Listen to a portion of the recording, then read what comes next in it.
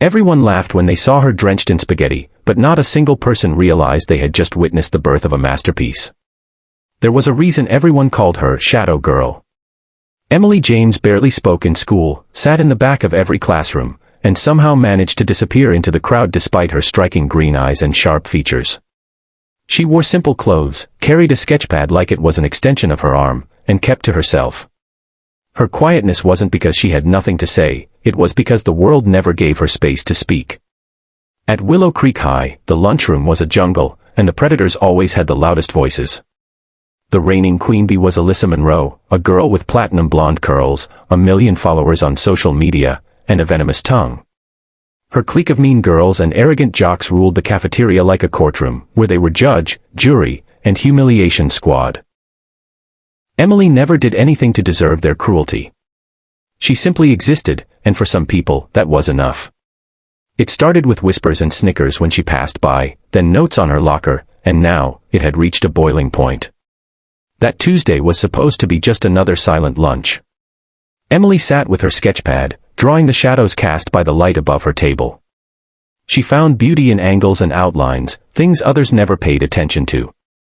She was halfway through sketching a pattern of light bouncing off a soda can when it happened. Alyssa's voice rang out. "Oops," she said with faux sweetness, holding a tray of cafeteria spaghetti. "You looked hungry." Before Emily could react, the tray flipped. Marinara, noodles, and cheese poured down her head like lava, staining her gray hoodie and sketchpad. Gasps, laughter, and the shutter sound of phone cameras filled the room. Emily froze. Not because she was embarrassed, though she was, but because she was processing. The smell, the stickiness, the sound of laughter around her. She clutched her soaked sketchpad. It was ruined. But deep in her, something shifted. Not rage, not revenge, something more powerful. Resolve. She stood up, her face expressionless, her hoodie dripping. And without a word, she walked out. Later that day, in the art room where she spent her after-school hours, Emily peeled apart the pages of her soggy sketchpad. She stared at the colors smeared by tomato sauce, and instead of crying, she picked up a brush. With every stroke, every smear, she transformed the chaos into something breathtaking. The marinara became burning skies, the spaghetti turned into falling flames, the milk stains shaped into clouds of smoke. Her humiliation, once a source of pain, was now reborn into something raw, powerful, and beautiful. Mr. Lennox, the art teacher, walked in to see her working, his eyes widening. "What is that?" She looked at her canvas and replied softly, "My story."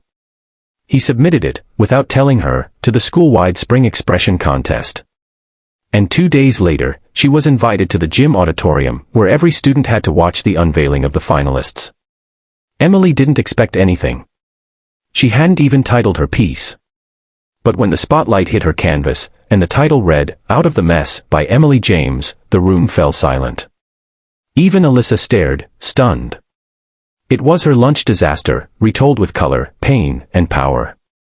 And no one could look away. And that was only the beginning. She used to eat alone in silence, but now, the entire school waited to see what she'd create next. The night Emily was announced as the winner of the Spring Expression Contest, she didn't sleep.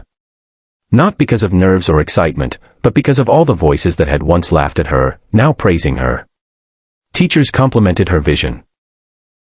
Students she'd never spoken to asked her questions about her art. Even a few of Alyssa's clique gave her nods of respect in the hallway. But not Alyssa. She stayed quiet, stewing. To her, this wasn't just a prank gone wrong, it was a public dethroning. As Emily's painting went viral on the school's Instagram page, something else began to change. Her art wasn't just about that one day anymore. She began to paint more, using crushed petals, spilled ink, even cafeteria scraps to make textures. She started an anonymous art wall in the school's abandoned East Wing. Students began leaving notes, poems, and even sketches of their own. The wall became a voice for the voiceless.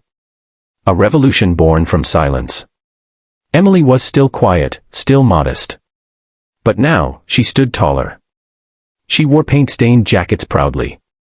She didn't hide anymore. Then came the District Art Gala, a prestigious competition with scholarships attached. Mr. Lennox encouraged Emily to apply. You don't have to speak a word, he told her. Let your work shout for you. Emily struggled with this one.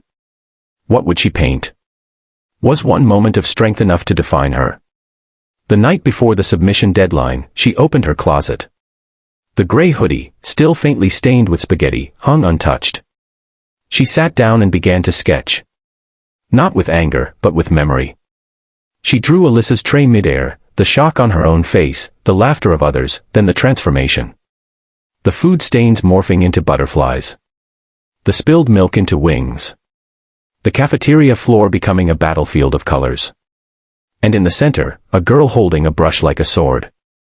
She titled it, The Quiet Rebellion. The piece didn't just win the gala. It made it into the local newspaper.